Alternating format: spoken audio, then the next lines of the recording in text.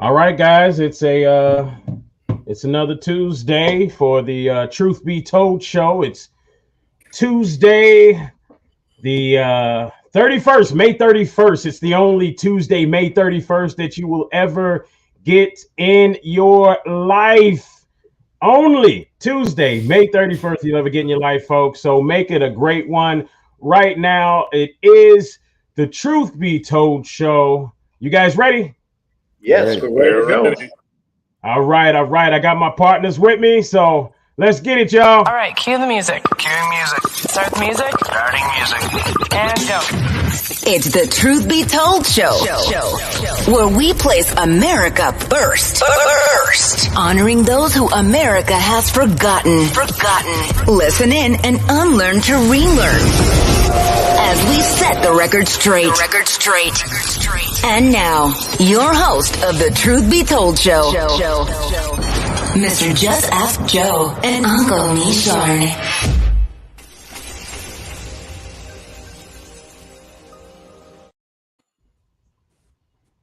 All right, all right, all right. It is the Truth Be Told show. Marcus has a little riddle for us there with his background. You know, you got to try to use a mirror, folks, to figure out what it says. It's all good. Yeah, Marcus. But hey, Uncle Mishon, Peter, how y'all doing? What's up, Joe? Marcus, you know your mirror image is turned around, man. You Yeah, that was my way with the whole riddle thing. That was my way of saying it backwards without actually saying it. Yeah, I know. What's up, Mr. Well, Joe? that's the wrong one then. What's up, Peter Hayes? How you doing there, brother? Great. Had a wonderful Memorial Day weekend. Hopefully everyone throughout the country and the world had a great Memorial Day weekend as we honored those fallen soldiers and those who have lost their life on the battlefield. Hey, I'm glad you said that because now people can be reminded as to what Memorial Day actually is, folks. It's not just for cookouts. Right. Uncle Mishon, how was your Memorial Day weekend? Hey, my Memorial weekend was awesome. I spent 4 days at the flea market, Louisville flea market here in at the fairgrounds. Oh, the fairground. Okay, gotcha. At the fairgrounds, yes, sir. It was at the big one. It's the first time God's Lives Matter had entered. And listen, it was such an education. I mean, I got a new family. The vendors are like the people at the marketplace, bro. There's no guarantee. You don't know you got to walk out there on faith, and it is what it is. Okay, and you got to just believe that your product and everything gonna get you some fruits. Get you something. So you gotta. It was. You gotta open your mouth and do some talking too, right? Yeah, man. Hey, that was probably the hardest part for you, wasn't it? Yeah. I didn't have that. That was the hardest part for Uncle Mishon, folks, to talk. hey, listen, but just some real talk, man. I learned a lot about us culturally too, man. I actually had to go and sit down and talk to some other vendors who have been doing it longer. And I'm just telling you, my mother did this while she was doing it. I can tell you. I can tell you, after working for Vitamix Corporation, traveling around the U.S., doing sales demonstrations all over the U.S., I can tell you, I know your pain and I know exactly what you're thinking about because, again, our demographics of people are very different when it comes to even just walking by a booth, walking up to a booth. Is anything positive or healthy? I mean, I used to do sales demonstrations with food and healthy stuff. And, it was us mostly that would walk by and say, ew, it's green. That's going to make you doo-doo. And I'm just sitting there like, yeah, that's your problem. You need to doo-doo. You got a bunch of toxic stuff inside your body that's sitting there for a while, and so, You're saying, Joe, that people are full of crap? Yeah, there's a lot of people out here that are full of shit. It's Hey, the Truth Be Mr. Told Joe, show, let me y'all. tell you something, man. It literally, people, you could see people down the way coming up your way, and when they got there, they will look the other way, walk past me, and turn around and look around after they pass. My wife peeped that. She said, "I think Mhm. I think they're actually avoiding you." Well, And I because thought you it was probably just had me. something that said God somewhere. So if you Yeah, had something that you said God, you- then there's a majority of our demographics of people in a situation like that, walking through a thrift store or something. If it ain't church, ain't trying to have church. So I know exactly so what you're talking about. Well, maybe they mistaken for the Latter Day Saints and couldn't get out of the conversation once they started one. oh Maybe so. They thought you was gonna. They thought you was gonna give them a pamphlet. You know, Yeah. you should have had Better Days with Peter Hayes there, and they would have walked right up to him. Excuse me, but sir. What information do you have for us that we're gonna just believe? listen, no, but Yes, ask me, I am the font of all knowledge known to mankind. but ask me where I got 98% of my, I mean, I made money, bro. Oh, we But ask know. me where I We got know. We know. It wasn't the Indians. It wasn't the. It wasn't Dossie. It wasn't the Asians. I know that they weren't even there.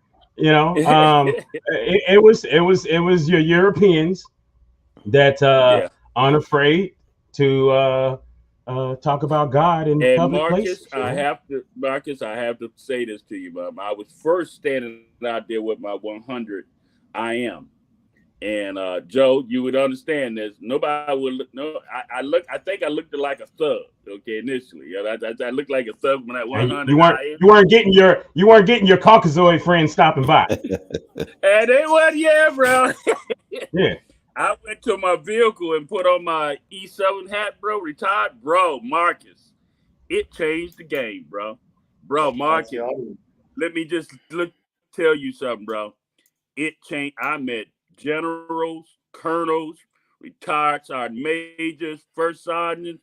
They all stopped. We had good loan. Hey, I gotta buy something from you. I gotta support you. Hey, listen up, bro. It changed the whole game, Marcus. So, so you're saying that because you no longer fit a stereotype, that they chose to engage you. And so what I'm hearing you say is that didn't anything really change about you. Somehow their perception changed about you. You hit it You're right. still the same, That- but you're still the same That's person it. who was That's standing it. there in the 100 hat. Yeah, except Right. a different hat. It's sales, baby. It's sales. I've done the same thing. I mean, I've gone out to some Hoboken towns when I first started with Vitamix. When they first start you out, they start you in like Sam's Clubs and stuff like that, you know, and you get that type of crowd. And I remember I was out in Florence, y'all, and first couple days wasn't getting nothing. Me and I had a European guy, a buddy of mine. I look at him like a brother, and he was with me. He said, "Joe, man, this show is sucking right now. You know, we're 2 days in. It's a 10-day show." I said, "You know what? I'm gonna try to change the game." I threw on a thick country accent, and you know what's funny is you can throw on a accent. You could cuss people out with a smile on your face, and they won't even take issue with it. But man, I'm sitting there on this mic, and I got this strong country accent. Matt, he texted me during the time. He said, "Dude," because we got a crowd of people now. He said, "Dude, if you start selling stuff while you have this accent, you're gonna have to keep this the whole show." And I sure enough did. I kept that country boy accent going on. I said, "Hey y'all, we in America." Oops, I'm sorry, y'all. We America. So you know, it's Hey, perception, man. Everything is perception. Did you send the link to Leonard? Yeah, he's here, but he's not on this segment just yet. So we're gonna pull him up here in a second. But as we do this, you know, we're talking about perception, and that's a good walk right into this. You know, when we talk about perception, you know, some of these current events, what do y'all think about? I mean, these shootings are getting out of absolute hand. I don't think this is a situation where we just didn't see it before because we didn't have technology. No, I think technology is helping to boost the boost what's going on. But I'm skeptical about it, y'all. I'm looking at some conspiracy theories, and I'm skeptical about it. I don't know if y'all looked at that link I sent y'all yesterday. I saw but, your link. Yeah, I saw it. That now you can't tell me that that's not weird.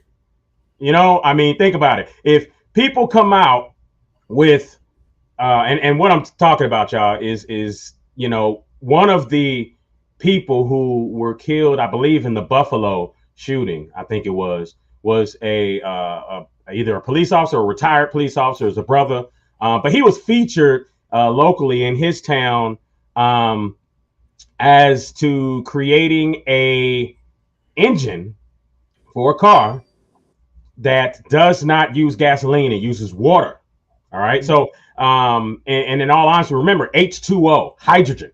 So that's what's being done is the engine helps to extract the hydrogen and utilize that to fuel the engine. Now, with that being said, think about, Dubai. I think Dubai. As soon as I think oil, I think Dubai. And I think them sheets with the towels on the head and everything, them guys are billionaires upon billionaires, right?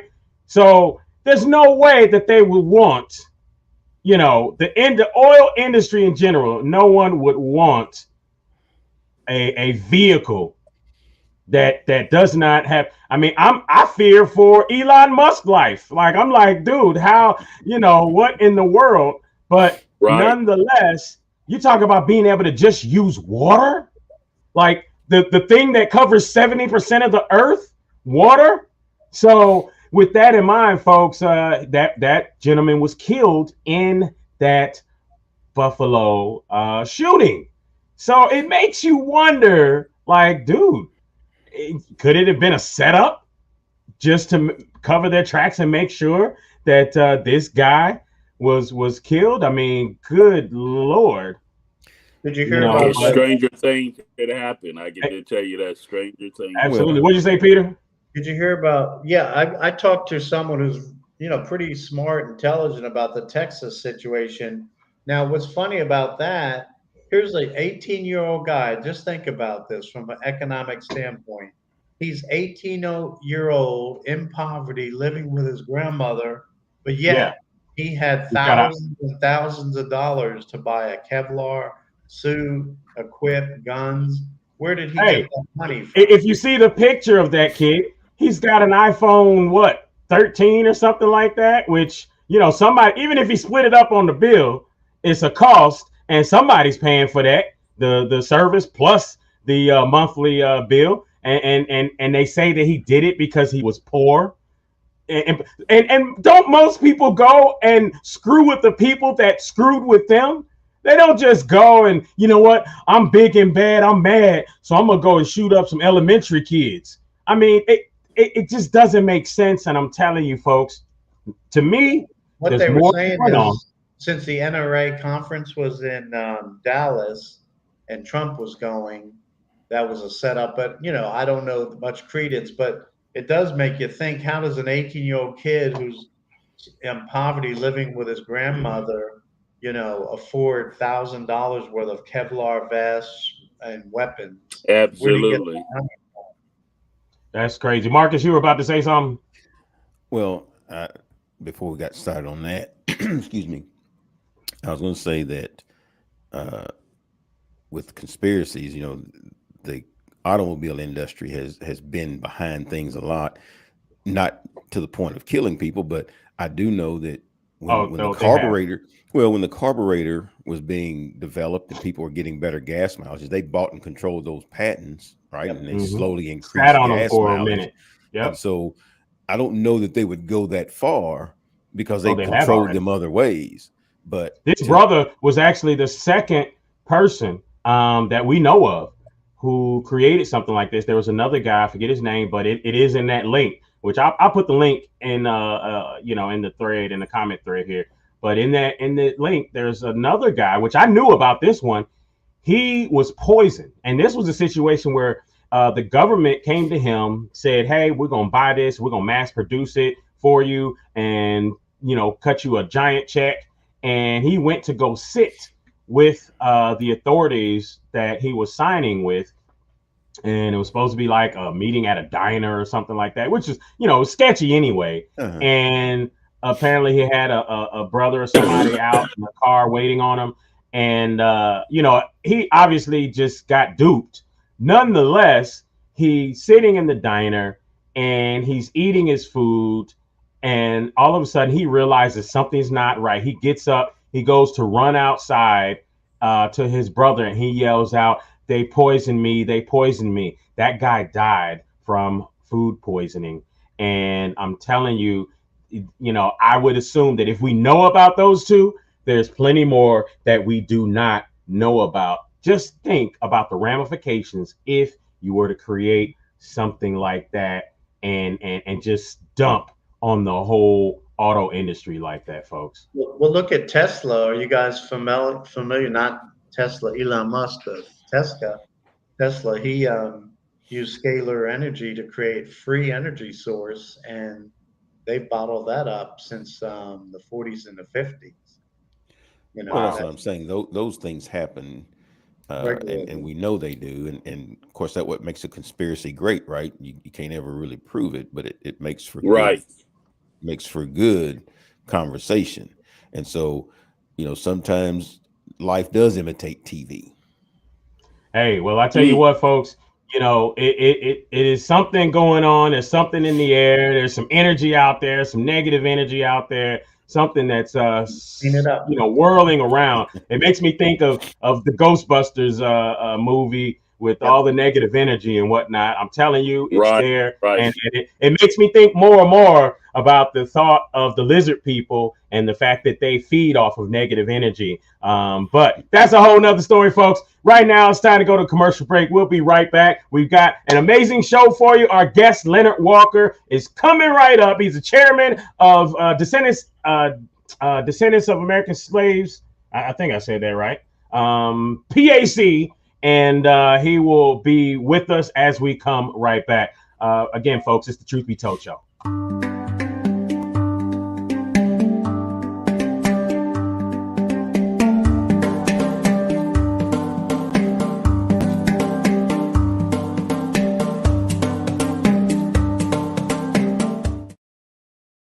Thank you, Truth Be Told, for allowing God's Lives Matter to be a sponsor. Wearable products, as the purple t-shirt, is bearing witness. Every life created by God has infinite value.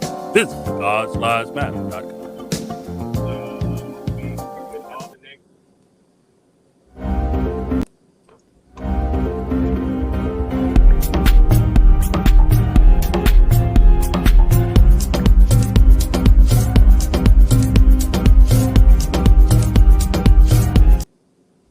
Hey folks, check out HealthDaddyWow.net. 100% plant-based herbs and supplements. Whether you're in person or online, use the word tipping for 10% off. Remember, feel better, look great, HealthDaddyWow.net. Remember, HealthDaddyWow.net.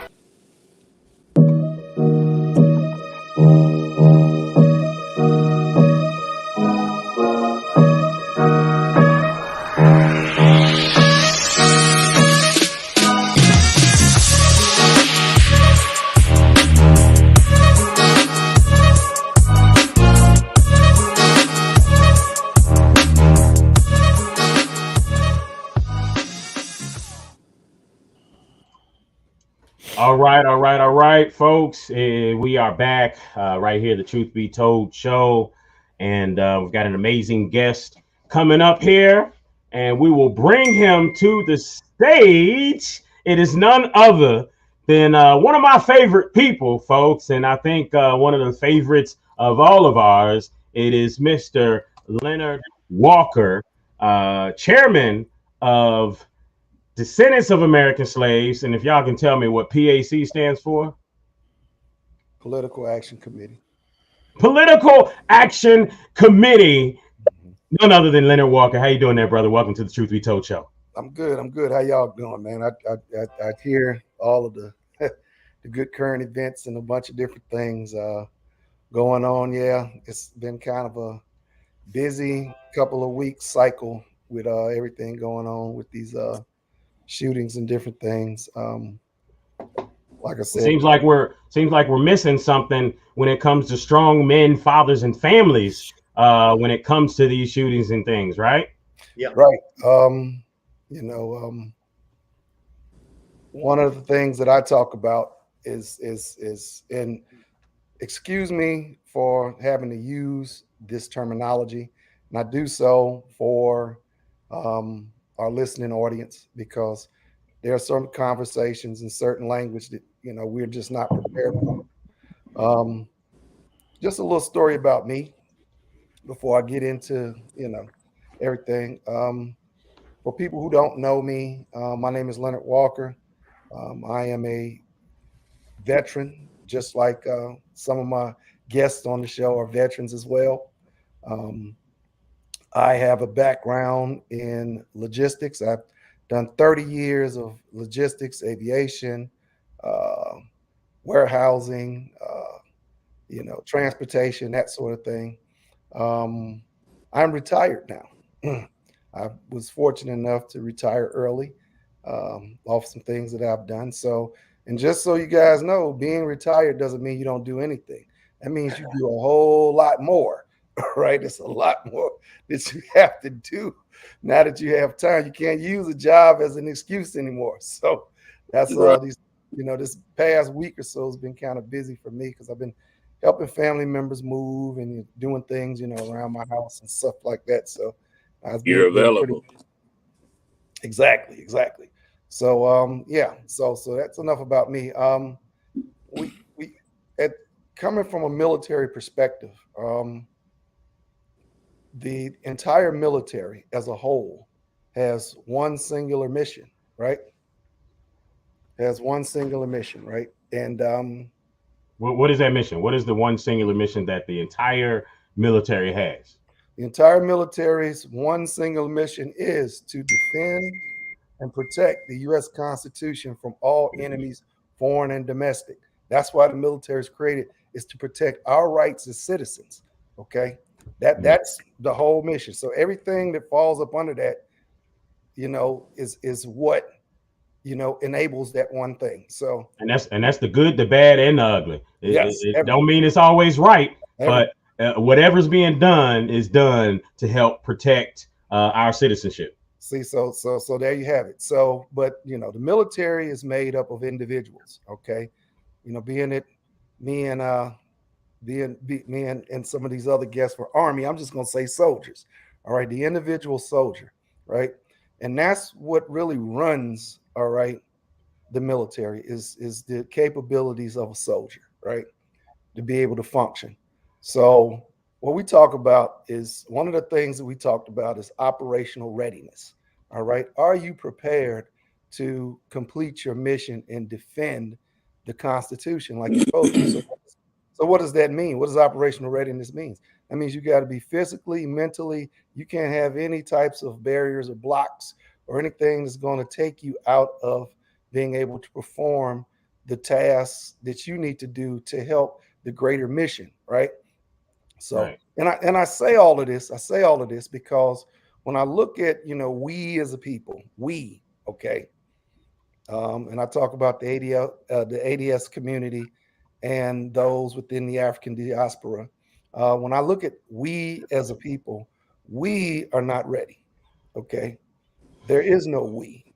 There's no we because I or me have failed to become operationally ready to perform whatever mission there is for we to do. Okay, so what does that look like? That looks Now, like let me break this real quick. Operational ready, each individual person. So in the military, then, each individual person has a responsibility to be operational ready. right. Is that what you're saying? Right. And I won't go too deep because some of it is really kind of not applicable to the civilian world, but at the end it is, because like I said, the military, you got to be able to shoot. You got to be able to be healthy and be physically fit. You have to be able to know what it is you're doing in your job. Now, even with knowing what it is you're doing, there's still manuals and different things and resources that you can fall back on because, like I said, I was a helicopter mechanic and crew chief, right? And there's no way, you know, I mean, there's some stuff you remember, but there's other things you got to go by the book to make sure, right? Hey, See, Leonard. go ahead. Yeah, hey, Leonard, I just got to jump in there because I don't want none of our listeners to get sidebar.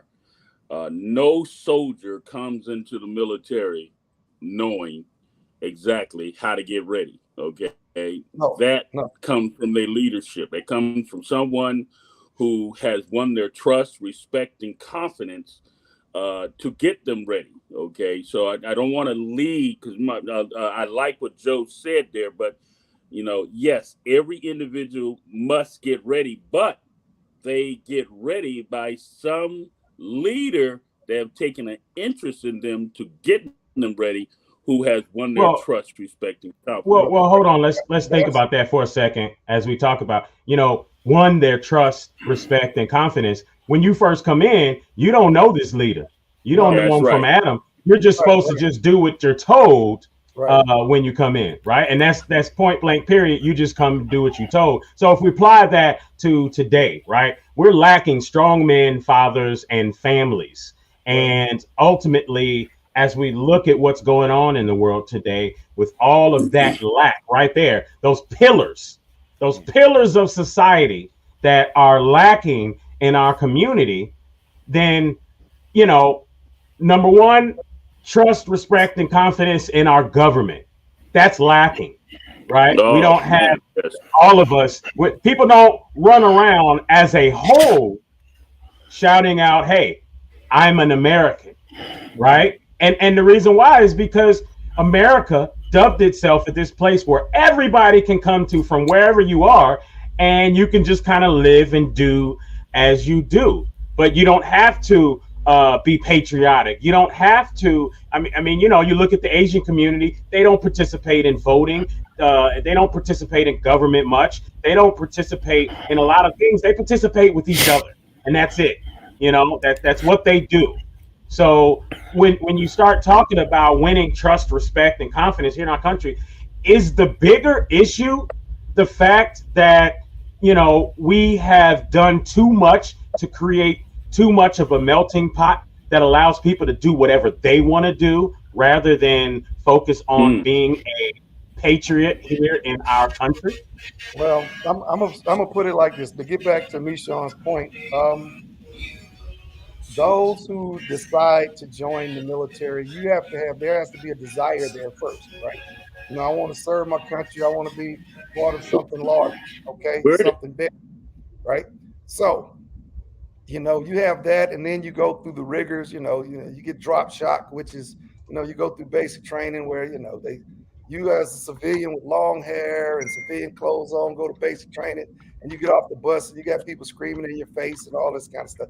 But, you know, we won't go into the deep details. What I'm trying to get to is that as we as individuals have an individual responsibility to prepare ourselves for a larger mission, to be involved in a larger scheme. Okay, so in order to do that, we have to identify where we are. Okay, so when we say that, when we talk about men in the community, all right, I'm just gonna say this: there's just an outright war, okay, going on against men. All right, you know, this toxic masculinity. Oh, you know, this patriarchal toxic. That used to just be masculinity, but you know, right. See, so here's the thing. Is there still is a natural order to things? Okay, there's a natural order, and one is not greater than the other, right? So, like you said, but when one is taken away, then things are out of balance. See, the conversation about equality. Nature does not create equality, okay? Meaning that if I have two, you have two, and they have two, and that's not how nature operates. Nature operates based upon balance, okay? Balance does not necessarily mean I have two. If I got 2 quarters and you got 50 pennies, we still got the same amount of money, right? So that's how nature operates, okay? Based upon balance, all right? And balance is supposed to create success, right? All right, so here's the thing: is right now in our community, the numbers tell you that we're not successful. I mean, you look at our, look at our marriage rates, look at our family rates. But let's talk about, look at marriage right quick. You looking at, So Leonard, may before we move on to that, I think you start talking about operational readiness, right, and what in relation to, and you put it in relation to military terms, right. But before you go down this path, what does operational readiness look like outside of the military for an individual? Outside of military, it's real easy. As a young person, all right, in school, to be your only job to be operational ready is to get good grades in school and graduate. All right. So you can move on to the next thing to where you can prepare yourself for life. All right. As a high school teenager or even someone in their 20s, one of the things I say is don't become a parent before you become a spouse. All right. That is a huge problem. Okay. Because that will hurt your operational readiness, because whatever resources you have go from whole to half. Right. So you just doubled. Well, you just doubled all of your expenses, all your resources, all of everything, which makes life that much harder. So you're not ready to be able to do anything because you got to take care of this right here. All right. So if you're not ready to handle that sort of thing, all right, then don't do. I'm not saying, what you do personally. All right. What I'm saying is don't have children before you become a spouse. So I guess I think then maybe I'm not following completely. So operational readiness to be ready to execute. So it sounds like we're talking about how to become a productive citizen. How to become a productive citizen, because that's where we are right now. Is right now we have to go back to the basics. We are not productive citizens, many of us. Okay. Many of us have fallen into these traps, all right, or traps of our own choosing because we've made poor choices. Or culturally, there's a culture, a subculture of dysfunction and failure that's out there that we've got to address. Right. So like you said, is being operational ready. Okay, I am a single young man, young lady. Okay, I'm in college. I'm preparing myself, all right, to be a productive citizen at the most basic level. Okay, this has nothing to do with race. Has nothing to do.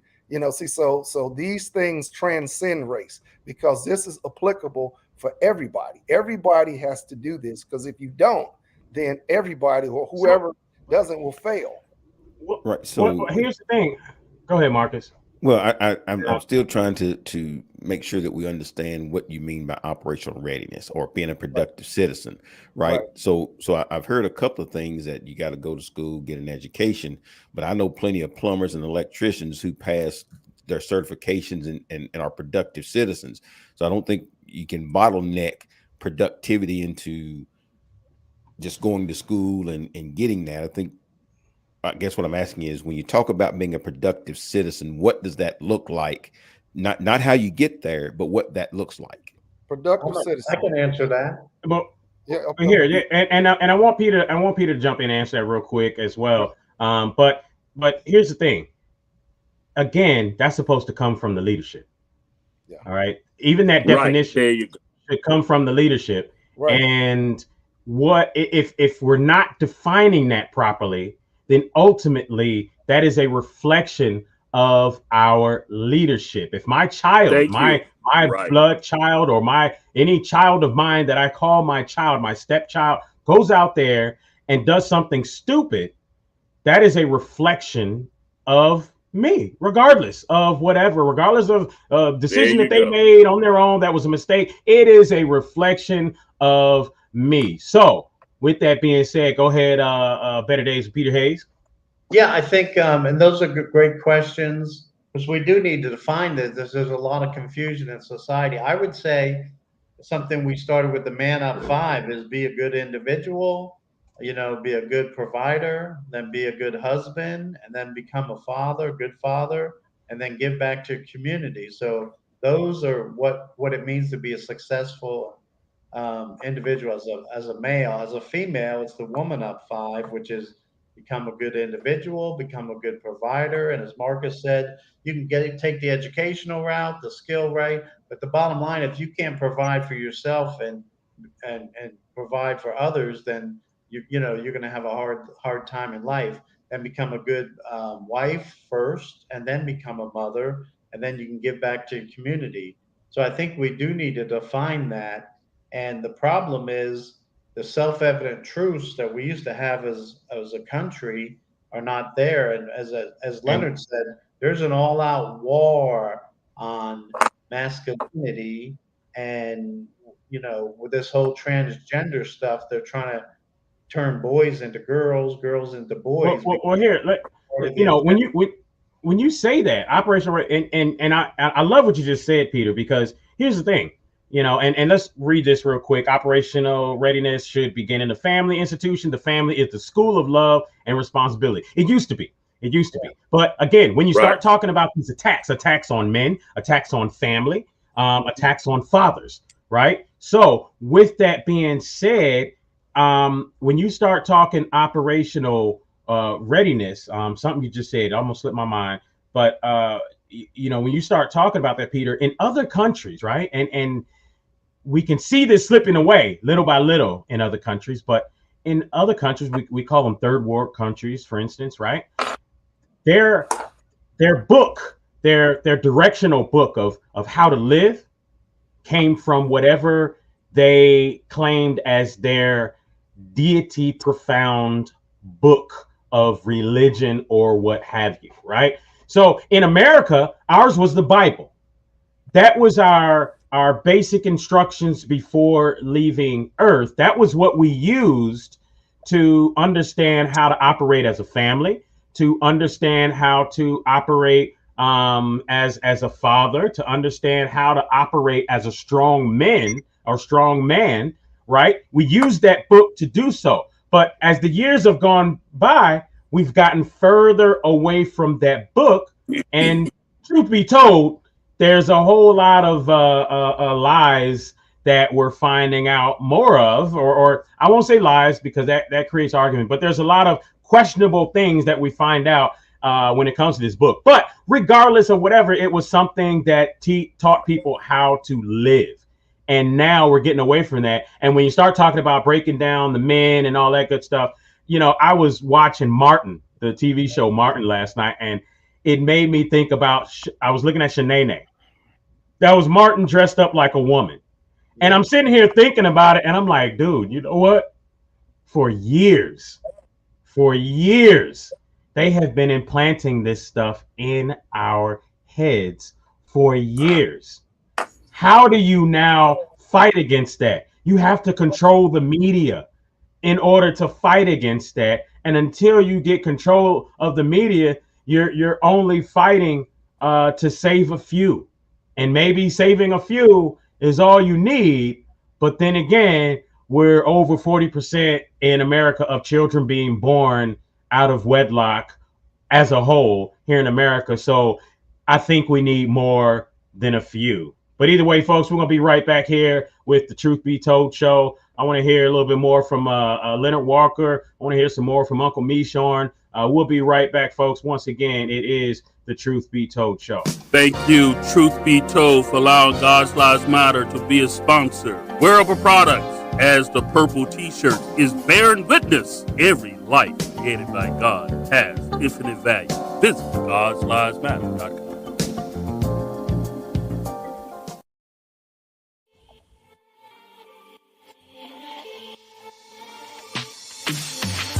Habibi Trading Company, home of soap, sticks, and Saya Baba products. Over 400 locations at a store near you. Cincinnati, Ohio, Louisville and Lexington, Kentucky, Southern Indiana, or find yours online at sayababa.com. Again, that's sayababa.com. Habibi Trading Company, where you can find fragrances to incite your senses.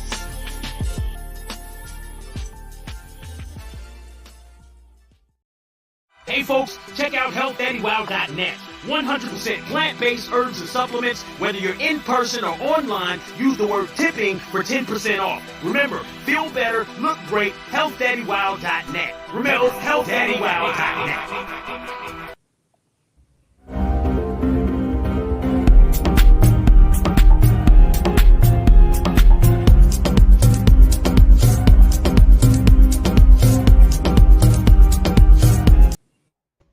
right, cue the music. Cue music. Start the music. Starting music. And go. It's the Truth Be Told show, where we place America first. Honoring those who America has forgotten. Listen in and unlearn to relearn. As we set the record straight. And now, your host of the Truth Be Told show, Mr. Just Ask Joe and Uncle Mishorn.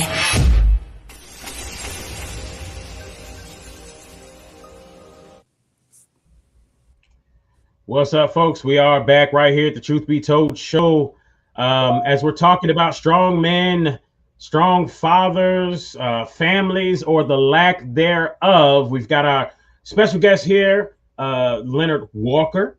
And I want to make sure that, this is something that is dear to his heart, something that he speaks about a lot. I can see him out on social media at different times, and in just about every situation that there is, everything that someone will talk about, he can come in and talk about how that or the lack thereof is an issue in our community. As we talk about this, Uncle Mishorn, what is right for us? That's a big part of your thought process there. Jump in here and help us to further move this along as we talk about strong men, fathers, and families with Brother Leonard Walker. Well, I'm glad that you brought me in here, and I'm thankful. I've been wanting to have Leonard be part of this conversation for a very long time.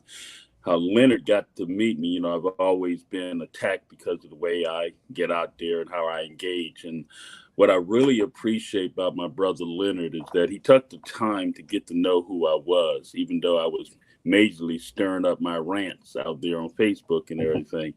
But Leonard really dissected me. And I think it has to do with our military experience. He looked past the attacks that I was being under. I was in multiple attacks, and he saw the passion of me trying to do what I was doing. And I knew that when I got to meet him, that what got him to be the president of ADOS, Marcus and I was in charge of that way before Leonard came on board. But after meeting Leonard and hearing him dialogue and communicate, I knew that he ought to be the president of the Descendants of American Slave movement, because he has a clear articulation and a clear understanding of passion. Sometimes you got to be, a leader got to know how to find other leaders. Okay. And I know that I'm a leader, but I knew that I was not the leader to be the leader of the Descendants of American Slaves, because that's just not me. But Leonard, my brother, I appreciate your way of being able to think clearly about a couple things that I think is needed for us moving forward.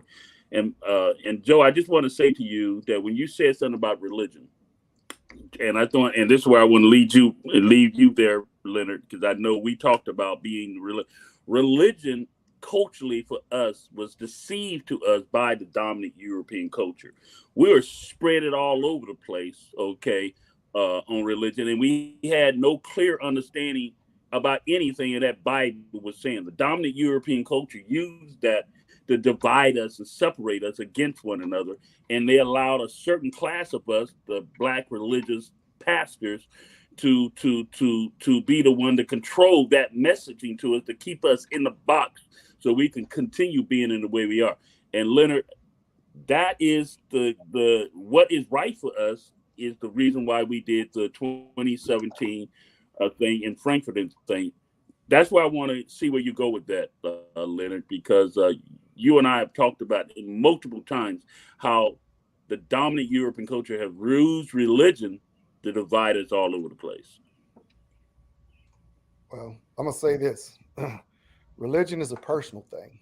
Okay, I mean, you know how you choose to have faith or what you choose to believe in is what you choose to believe in. Now, hold on, real quick, Leonard. As you say that, religion or spirituality is a personal thing. Religion. Very good question. I think of religion as a mass-produced mass thing. That's why it has a title over it.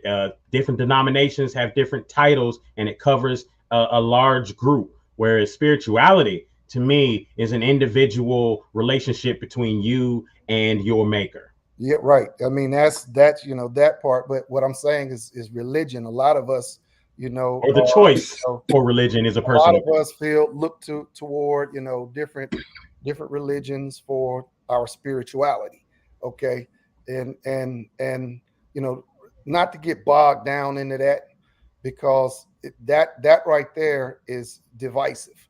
Okay, because you have so many different faiths and everybody considers themselves right. So what we have to do is try to bridge the commonality. All right, and the commonality with all of that is that our communities, all right, are suffering. All right, statistically, numbers are going down as far as families being built, marriages happening. Because you can't build a community without a family, right? Plain and simple, right? Or a functioning, a operational ready community without operational ready families, without operational ready mothers and fathers, and then children becoming operationally ready, because you're passing down cultures and traditions, all right, within your family, and you're living on code. All right, that's another term that we got to get used to hearing, is living on code, meaning that when certain things happen, there are certain things you have to do because that's the code, right? And that's one thing that the military teaches you. So again, we talk about children. Look at this real quick. Children need to be educated and disciplined by their parents first. Nowadays, the parents are weakened by laws that are not necessarily helpful to raising children. So, in essence, the leadership that we have that is supposed to be, helping direct us, helping getting us operational ready, the men, the women, the children, in a sense, kind of go against ourselves with creating laws that hinder our ability to be fully operationally ready.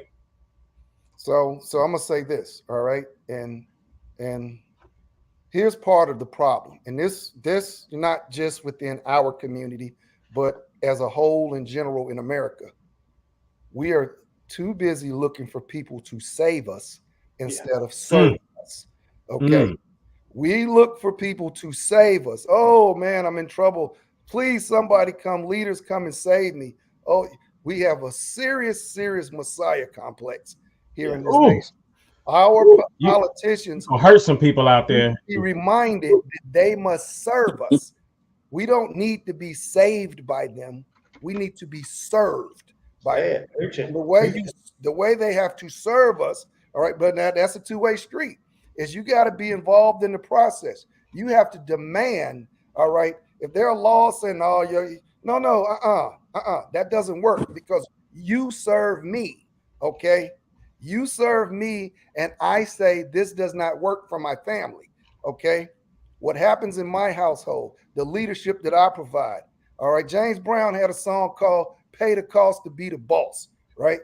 Men pay the cost to be the boss. Therefore, no laws, no any of that. Men are the ones who create and vote on and decide these laws. All right. When you start taking men and cutting their balls off and using them as change purses, all right, all that kind of stuff disappears. Right. See, so some big balls there. We got to get out of there. We got to get back to the natural order of things. And it's not a bad thing, because here's the thing. Is leadership is not bossing someone. A leader is actively involved in the mission. Okay. If you are a father and a husband, all right, in your home, you take the lead. When it's time to clean the yard and rake the leaves in the fall time, you out there with the whole family, the wife, the kids, everybody's taking a part, but you're the leader. Okay. And what has happened is that whole concept has been perverted. Okay, oh, well, he doesn't have to be, or we can have someone. No, listen, okay, people, that's what I'm saying. People can do what they want to do, all right, but if you want to have success, all right, if you want to have the things in life that you're supposed to, the formula is simple, okay, and it's been that way even before religion, even before before 2,000 years ago. families have been doing the same things around the world for millennia, right? And now we're all of a sudden, we're going into an age where, okay, well, let's just like you were talking about the Martin show, Martin, all of these other shows where the men are stupefied on these shows. Which, when you think about it, back when it first was coming on, we were just laughing at it. We didn't think nothing of it. Right. Now, when we look at what's going on today, you go back and you look and you're like, wow, they've been messing with us for years. This agenda was here many years ago. Yeah. There was the stupefaction of the father and the male, because you think about it, who's the last emasculating? Who was the last strong male or man of a family, that reflected our community that you saw? All right. That had to. Hey, Master J tried, right? Master J tried of the NFAC. And one of the things we were talking about this on social media, and I'll read something Brother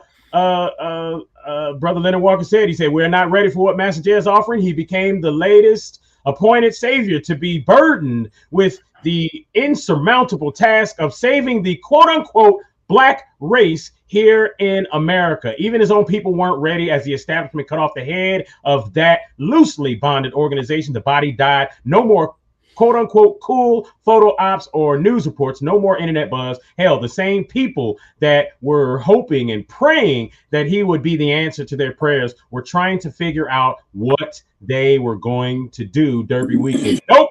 We ain't ready for that kind of smoke, and it shows.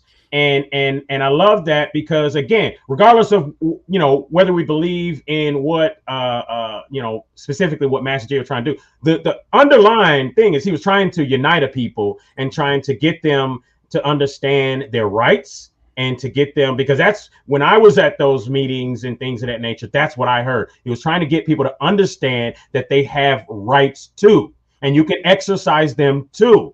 And that was the underlying message to everything. He was trying to get them to show them that, listen, you can come together peacefully and you can help make things change. Now, so when you talk about another brother or who was the last strong, I mean, we ain't got no Jesse Jackson no more. Jesse Jackson is Jesse Waxon now.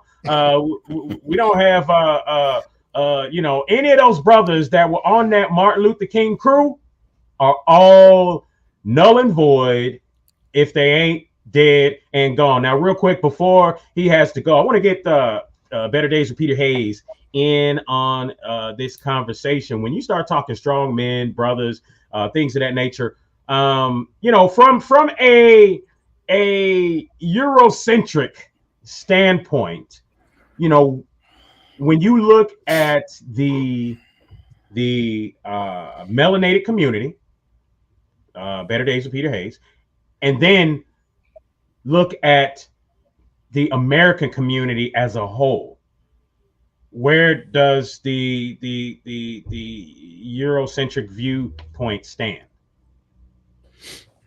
Well, that's a loaded question, but I try to come from. I got big guns. I try to come from a God-centric viewpoint, but no, Leonard is totally right. Any society that does not have strong marriage and families will soon crumble. And that's what's happening in America across all ethnicities. It's a culture. Culture is, people say, well, we need to get involved in politics and policy, which is true.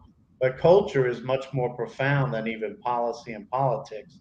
So when we have a culture, we've talked about, of irresponsibility, a culture of selfishness, greed, that's hard because it infiltrates every aspect of society, media, politics, culture, even the religious folks. So when you overturn one culture with another culture, and another good example, it's the old adage of the frog. If you throw a frog in a boiling pot of water, he'll jump out. But the Martins and all these shows of stupefying men and feminizing men and sissifying men, you do it gradually through the media, and all of a sudden that frog becomes frog soup, and that's what that's what we're seeing now.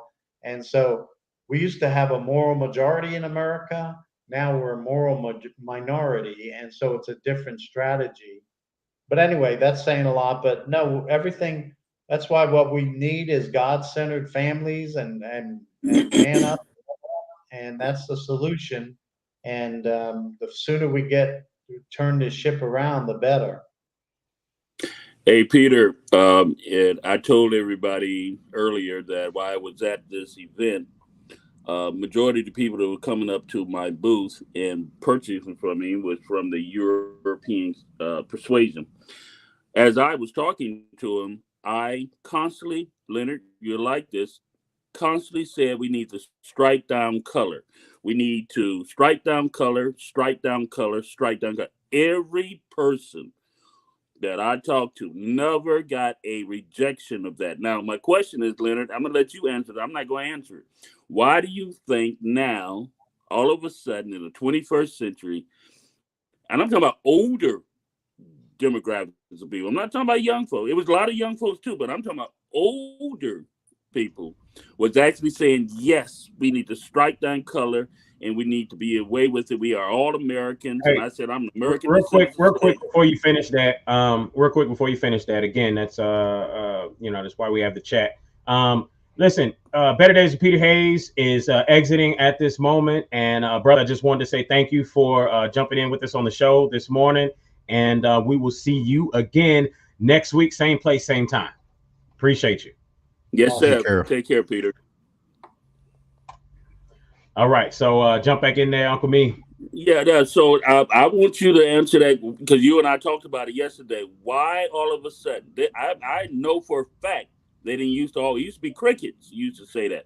Why all of a sudden now the conversation is remove color? What's your take on that, Leonard? Well, and I'm just wondering, is it really, or is it more pandering? Because white people have been lying to us for years. Let's just be honest. So go ahead. Let's just say this. All right, is part of it is conscious cleansing. Okay, where if you remove color, now all of a sudden we don't have to deal with this or deal with that or look toward the past or any of that kind of stuff. Right. So you have to be careful with that. There has to be a way to where you get to a place where you say, all right, categorizing people in color, right, or by these types of terms that are not, human terms at all, right? Categorizing people by this, all right, is now we're to the point where we can do away with this and we can be Americans, or we can be citizens of the world, or we can be human beings, all right, and we can see ourselves in that light. We're light years away from that place, right? Now, like I said, the conversation has started, okay, and it's a conversation for the future, but there are steps that have to happen before we get to that place. See, but it's still important because, initially that's what we want. Matter of fact, when I was talking to Michelle yesterday on Facebook, I asked a question to a predominantly quote unquote white audience. All right, I say, what's more important to you, being white or being American, right? And nearly everyone said being American was more important. All right.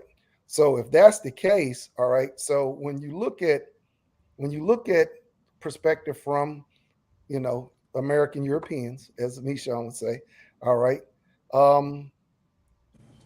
they enjoy the privileges of being an American. They understand what that is. Okay. Us, quote unquote, black folks, still are trying to get to that place where we, are enjoying the fruits of being an American. Okay.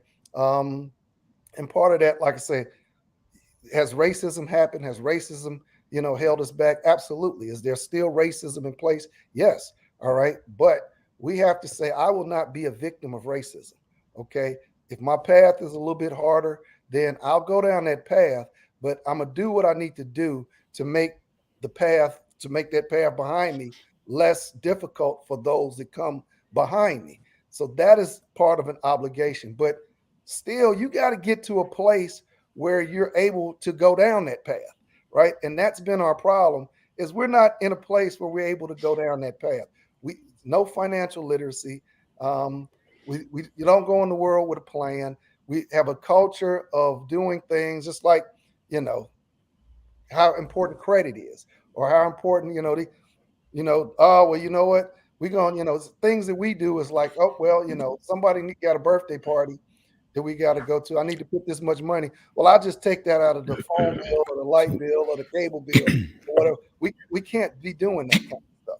This is what I'm saying. These basic things that we have got to stop as a people that are hindering us, all right, from enjoying the fruits of this nation. So Leonard, in Leonard, so what I hear is something very different than where we started, meaning that we're talking about being operational ready. But what I hear a lot of times, we talk about building a movement from the bottom up. So you have Dossie Pack. So what is the purpose of Dossie Pack and building a movement from the bottom up? All right. Das Pack. Okay. The purpose of Das Pack is to get our people or whomever else, all right, to leave partisan politics and become independents, all right, and force these parties to compete for our votes based upon issues that we demand to be taken care of. No more, like I said, is by doing that, all right, and what you're doing is playing both parties basically against themselves. Say, here are the things that we need to have happen in our community, okay, in order to, make life better for us or whomever. All right, we have specific pretty much issues. what Ice Cube was trying to do with the right. contract with Black America, right? There you go. See, so in doing that, what we say is, listen, you know what? We need to leave. Now, this doesn't mean that you stop being a conservative, you stop being a liberal, you stop, supporting which party, right? But what you're doing is leveraging your position by saying, hey, listen, I'm not just going to just be loyal to you just because, I'm opposed to these people. I'm trying to get something done. So in order to get something done, I'm going to be an independent, and I want you guys to fight for my votes instead of giving me what you think I need or making an offer that does not address my needs. That's what DOS PAC is. Okay, so if I understand it right, DOS PAC is a political action committee that's asking people to come into that party or to come into that mind of thinking that says we're independent, we're not loyal to any party, we're loyal to our issues. Right. And so some days I may be a Republican and some days I may be a Democrat, depending on what the issue is.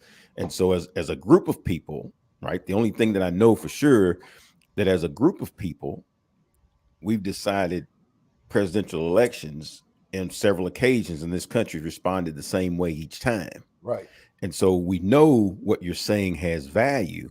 The question is, how do we build a bottom-up movement so that people understand that value?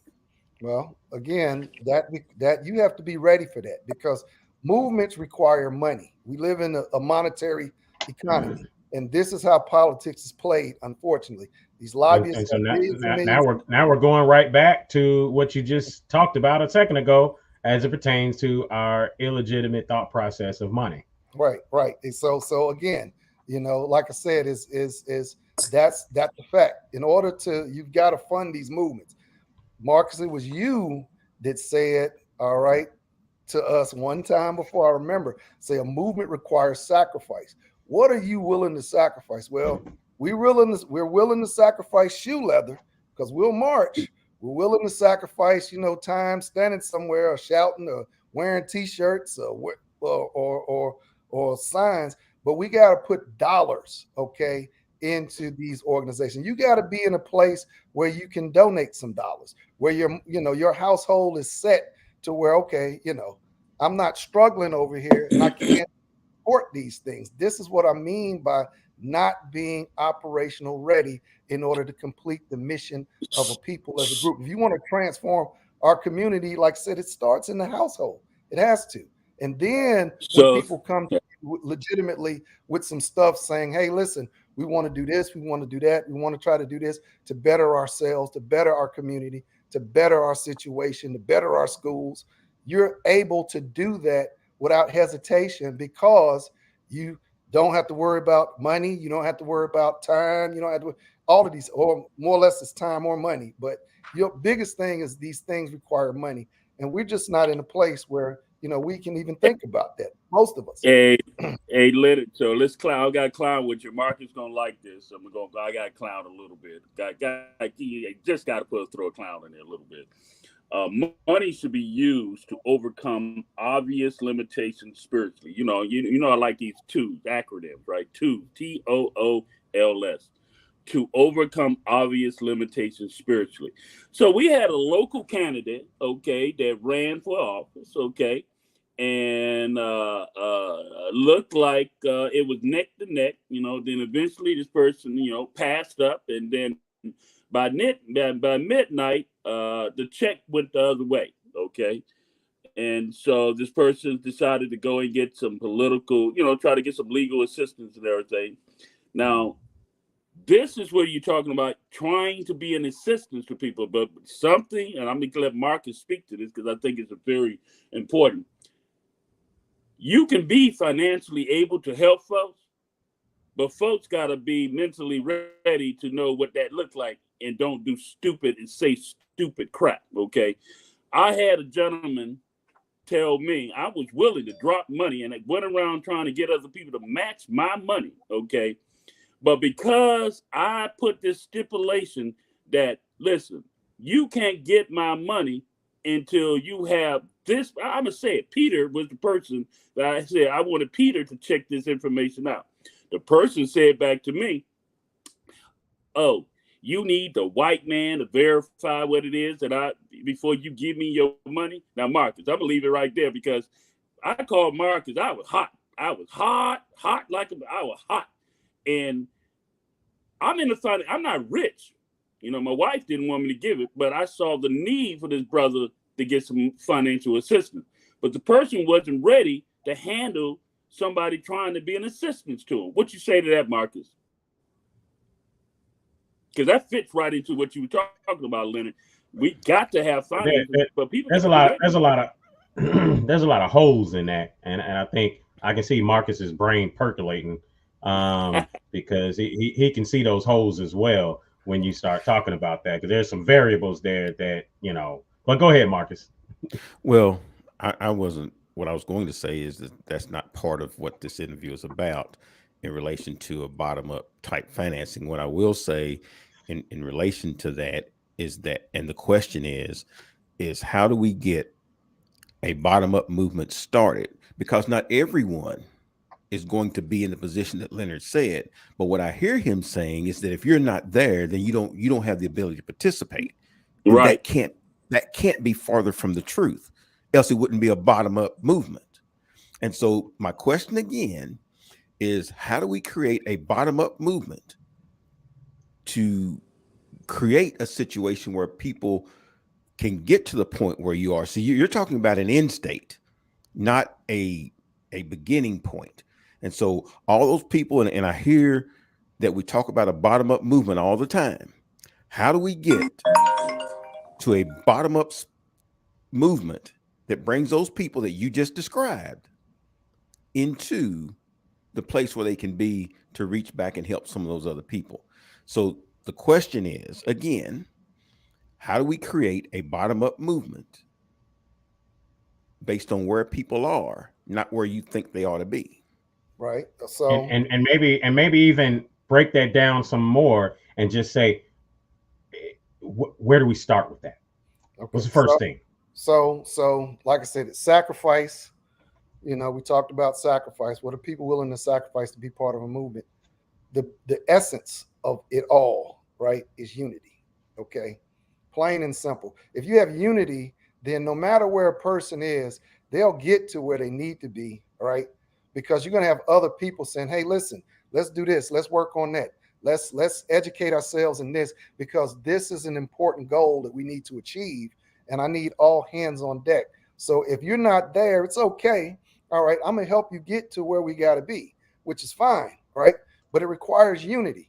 And that's if you can't have unity in the household, then you can't have unity anywhere. No organization. I'm sorry. So like I said, is I go back to the stats of one of the reasons why the civil rights movement was as successful. Some people say, oh, it was successful. Yeah, it was. You know, there was some success there, right? Could there be some different things? Okay, but there was success there. One of the reasons why the civil rights movement was as successful as it was is it was a family movement.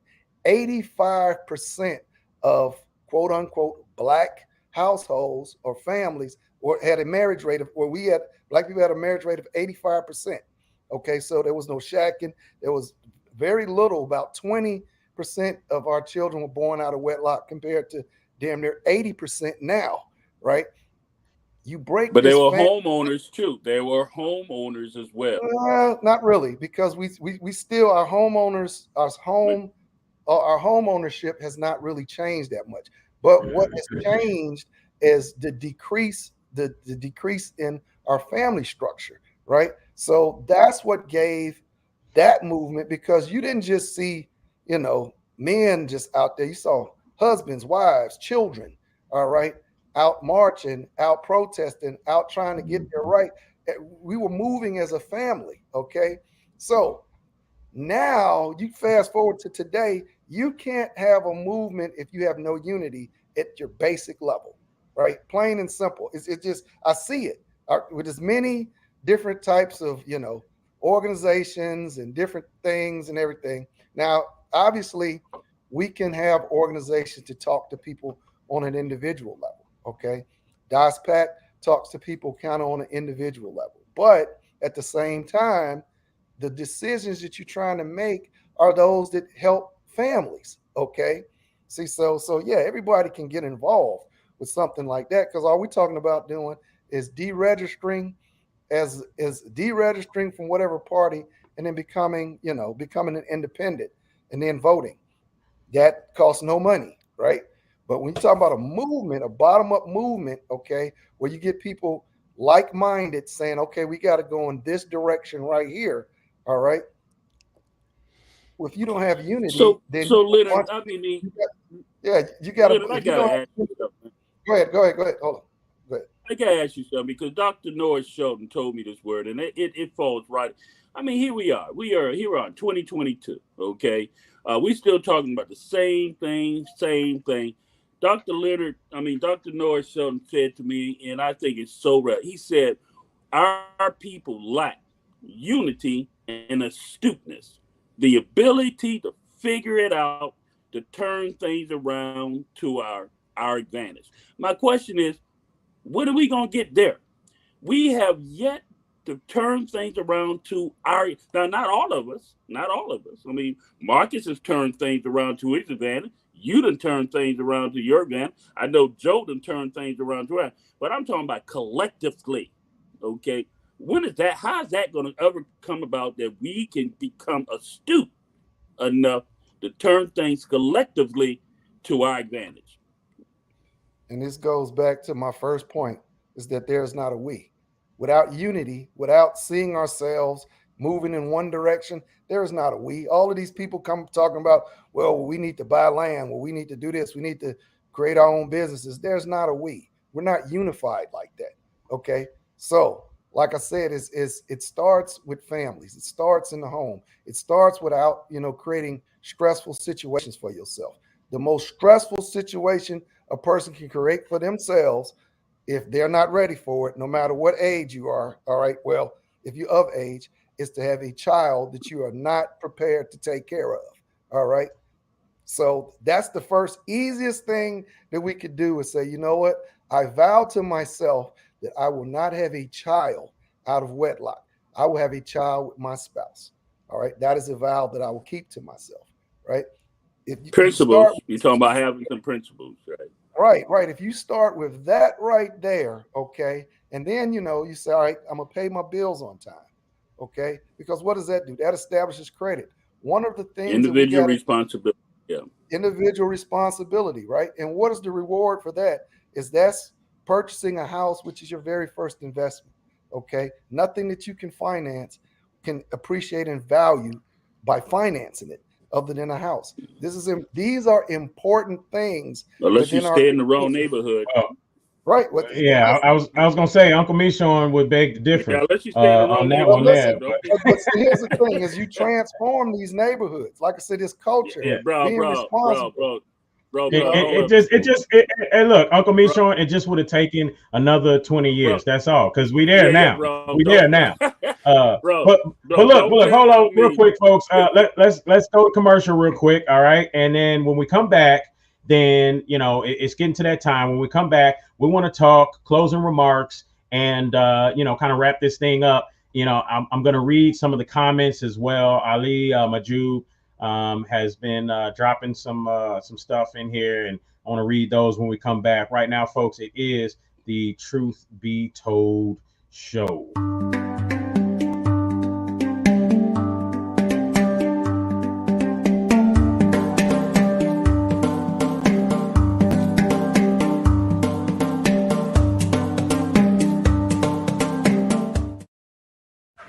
I don't need to sit at your table. We building one.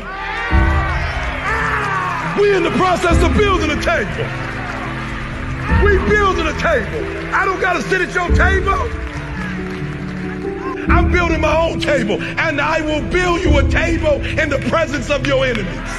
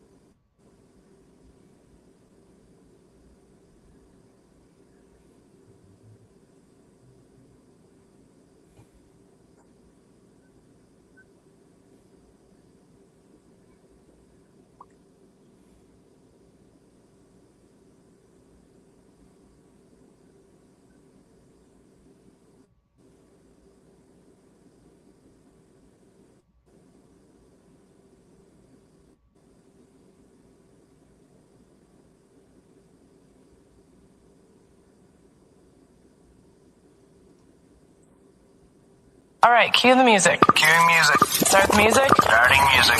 And go.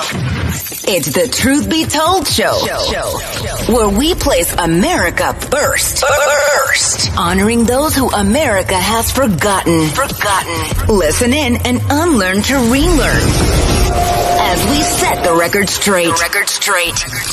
And now, your host of the Truth Be Told show, Mr. Just Ask Joe and Uncle Mishon.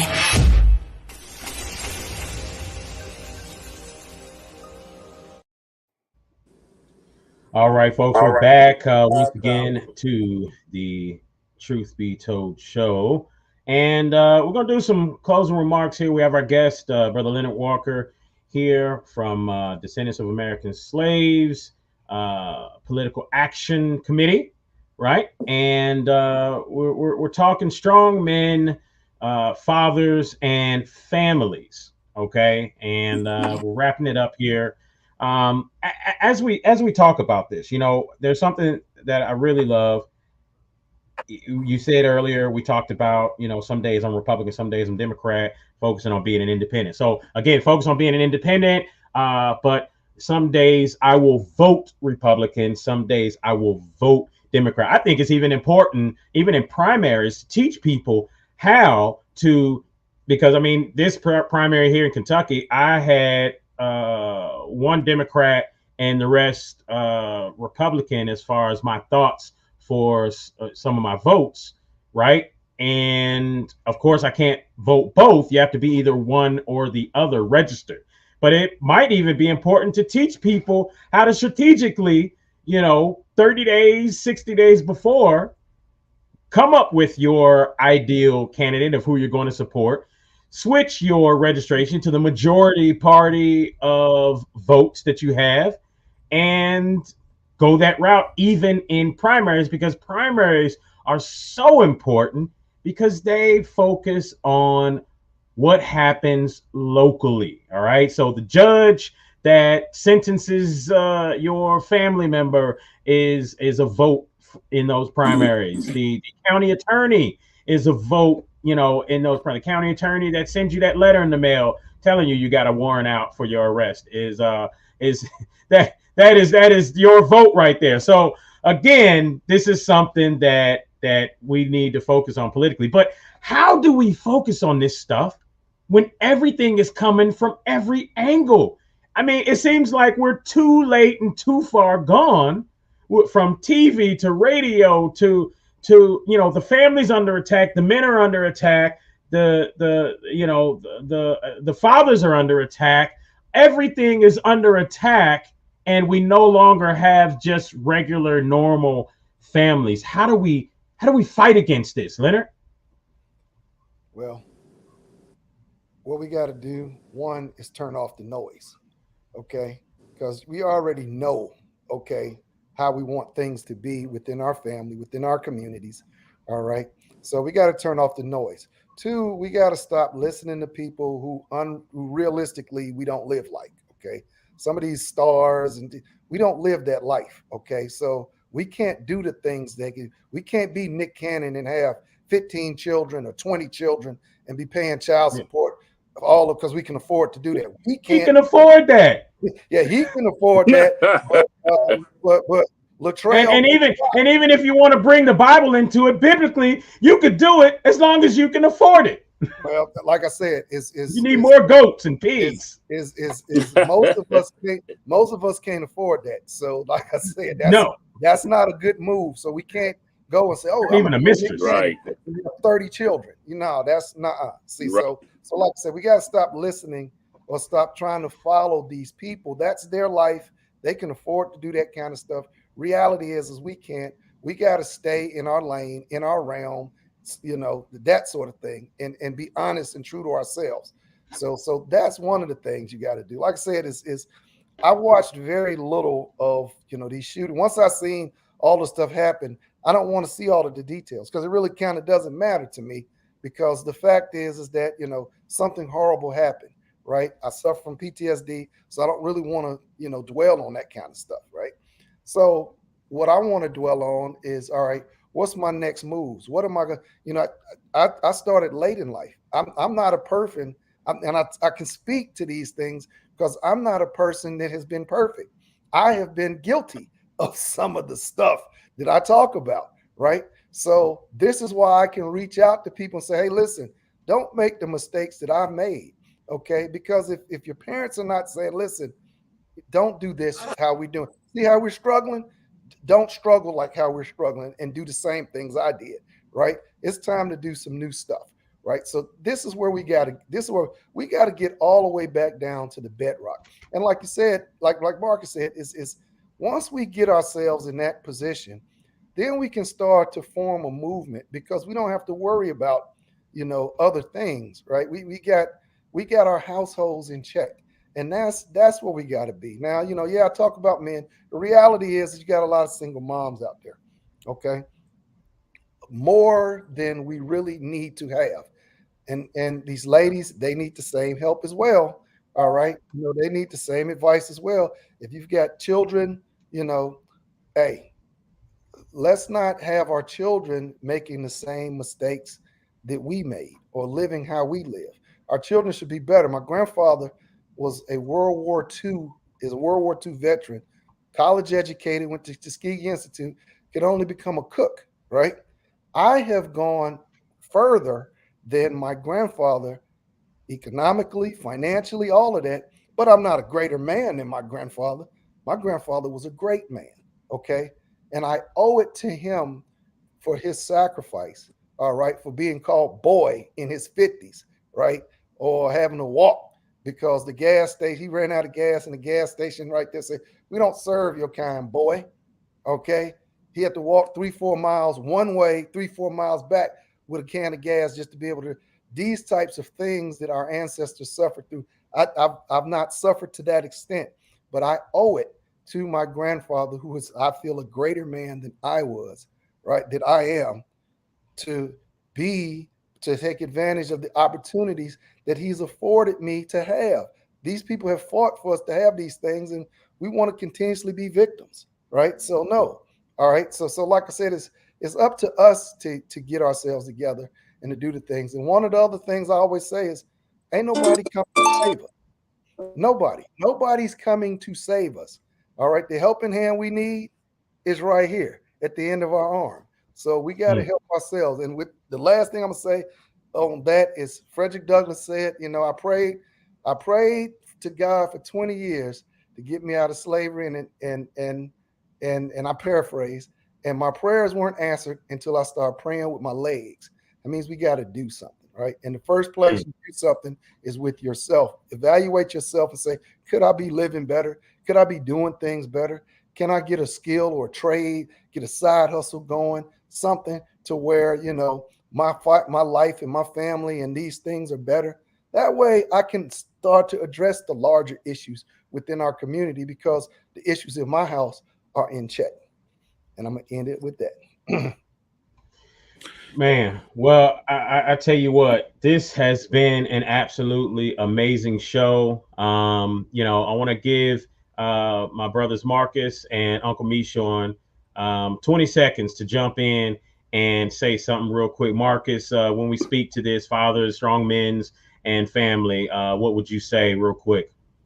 Well, excuse me, I would say what Kwame Salter said, if you suffered and did not succeed, someone will succeed after you. And if you succeeded and did not suffer, then someone suffered before you. We have to look at this across the entire spectrum. Some people may not be able to contribute money, but they can contribute time. And so as we talk about building from the bottom up, we have to be mindful that not everybody will be in the same place at the same time. And if we keep saying not now, then when? Right. Absolutely. Right. Absolutely. And that's coming from somebody who volunteers at the NAACP, who spends lots of time and not compensated as one might think they should be, but does it out of passion. So Uncle Meshon, what would you say there? I'd like to thank you, Leonard, for showing up and being a part of this, man. It's been a long time coming. Welcome back home. I told you my wife wanted to know where you was and everything. It's good to hear your voice and back involved with us and everything. Thank you for being back in my life and on this program. I just want to read to something that I found from God's Lives. It says, to unlearn, to relearn, language, wisdom, understanding, and knowledge. Unlearn what hasn't yet been working, to relearn what will work through correcting your identity. I believe, that we must get away from the color construct, okay? And we must recreate ourselves in the 21st century. I think if we continue this color construct, the thing it is right now, we're going to continue going down the same thing that we're going through. And that's what Dr. Noah Shelton was talking about. We have to become more astute enough to figure out what's best for us, so to get things changing. And we got to unlearn from what hasn't worked and so relearn. So that's my little piece, man. Thank you, Joe. Good show, man. All right, folks. Again, what is right for us as a community? What is right for us as a whole American nation? If we get us right, then I promise you the rest will thrive just the same. So we will see you right here, same place, same time next week on the Truth Be Told show. Peace out. All right, cue the music. Start the music. Starting music. And go. It's the Truth Be Told show, where we place America first. Honoring those who America has forgotten. Listen in and unlearn to relearn. As we set the record straight. And now, your host of the Truth Be Told show, Mr. Just Ask Joe and Uncle Meshon.